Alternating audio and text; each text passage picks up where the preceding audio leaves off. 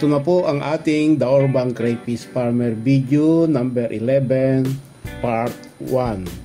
Ang video number 11 ay video series sa aking mga karanasan sa mga buried crayfish.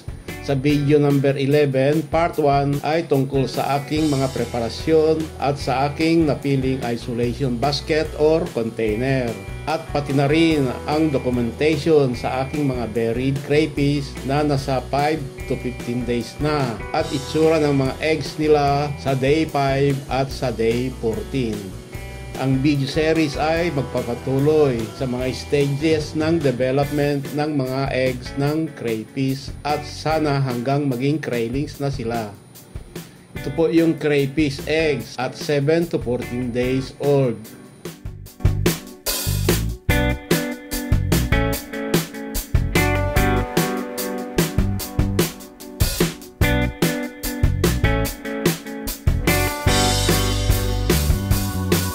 Una po sa lahat, ang mga nabili ko pong 4 sets ng trio breeder na crayfish ay nasa mga 4 months old na sila sa aking pagkaalam. Nag-research naman talaga ako para siguradong ang mga breeder na nabili ko ay galing talaga direct sa breeder at grower. Dahil nga ang isa sa mga purpose ng aking pag-aalaga is para mapag-aralan ko ang proseso sa pagpapalaki at pagparami ng crayfish. Kaya importanteng sa umpisa pa lang ay malaman ko na ang age ng mga crayfish. Napatunayan naman na ang mga crayfish ay magsisimulang mag-breed sa age na 6 months pataas. Inaabot din ng mga 2 and 1/2 months bago nangitlog ang 4 sa aking mga breeder. Sana susunod na rin yung iba. Okay, share ko lang muna ang brief info sa crayfish breeding na akin ding na-research. Breeding. Ang success ng breeding ay nakadepende sa water temperature at oras ng sunlight each day. Ang pagme-mate ay natural na mangyayari. Pag malaki ang female, siyempre mas marami rin itong mangitlog. Ang mga craylings ay kamukha ng mga adults na crayfish. Nakadikit pa rin sila sa ilalim ng mother ng mga ilang weeks. Ang malalaki na juveniles ay pwede nang i-harvest pagdating sa 3 to 4 months.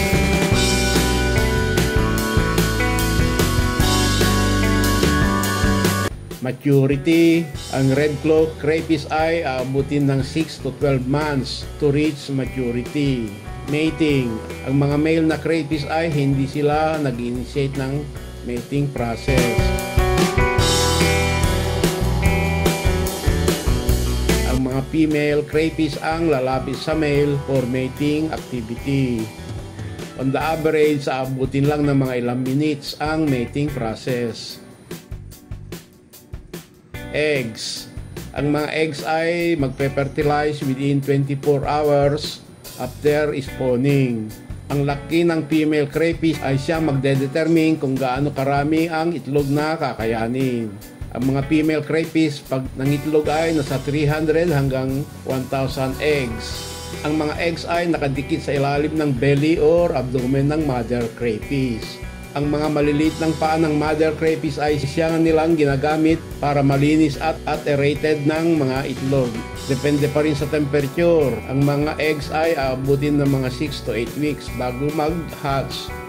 Ang kulay ng mga itlog ay mag-uumpisa sa green to brown to orange. Hatching. Ang mga bagong hatch na craylings ay magdedepend pa sa mother ng mga 7 to 10 days. Pagkatapos noon ay hihiwalay na after mga 1 to 3 days.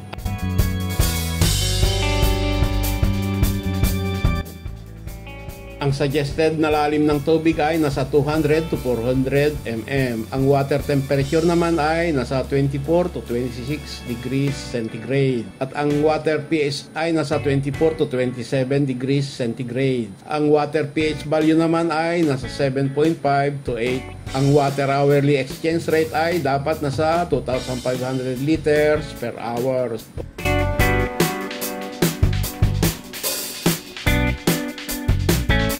Okay, balik po tayo sa aking mga buried crayfish isolation. Una po, pinili ko itong medyo maliit na rectangular plastic basket na nabili ko online sa isang Shopee seller. Ang basket size ay nasa 18 cm by 25 cm by 14 cm. Walang grill o butas sa ilalim or floor. Sinadyang pinili ko itong walang mga butas sa ilalim para ang mga pagkain ay manatiling nasa ilalim lang ng plastic basket. Medyo maliit nga pero para sa akin ay tama lang. Ang mga buried crayfish naman ay parati rin lang nagtatago sa hides. Ang mga nilagay ko sa loob ng isolation basket ay isang 1 1/2 by 4 inches PVC hide. Maraming aquatic plants at marami ring babad na talisay leaves. Ang mga ekstrang aquatic plants at talisay leaves ay magsisilbi ring taguan at pagkain na rin sa isolated buried crayfish.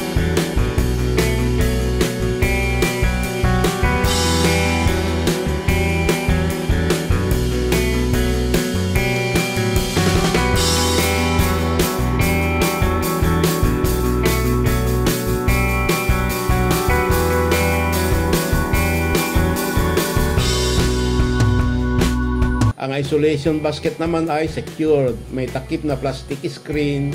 Ang screen naman ay nakatali ng cable ties. Importante na ang screen ay siguradong sarado sa bawat sulok.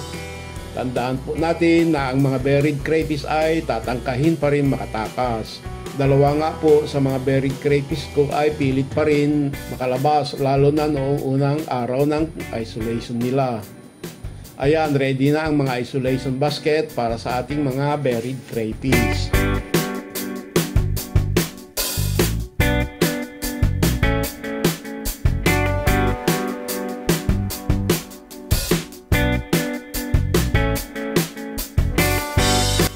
Itong buried crayfish na ito ay nasa 1 linggo ng buried.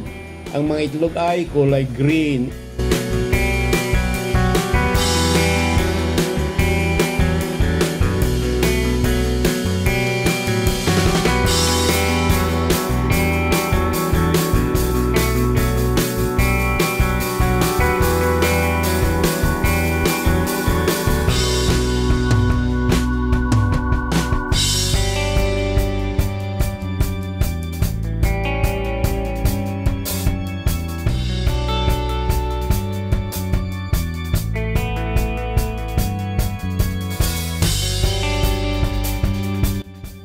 Itong buried crayfish naman na ito ay nasa mga 2 linggo ng buried. Ang mga itlog ay nagsisimula ng maging yellow galing sa pagka-green. Sa ngayon, pababayaan ko lang silang naka-isolate at hindi istorbohin ng mga 1 linggo bago ko tignan ulit. Dapat sana ay hindi na sila istorbohin hanggang mag-hatch na ang mga eggs. Kaso kailangan kong idokumento every week. Ingat na lang sa pag-check ng progress. Sana hindi may stress masyado ang mga buried crayfish sa procedure na ito.